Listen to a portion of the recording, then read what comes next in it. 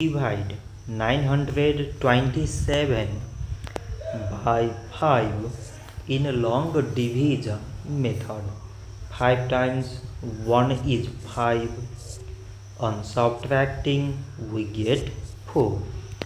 So now we put down these 2 and it is 42.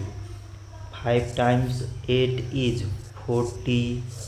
On subtracting we get 2. So again we put down this 7 and it is 27.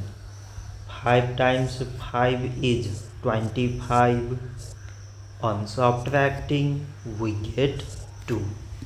So now we have no any other number to put it down.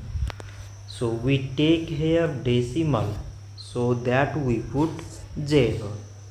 So it is 20 and 5 times 4 is 20.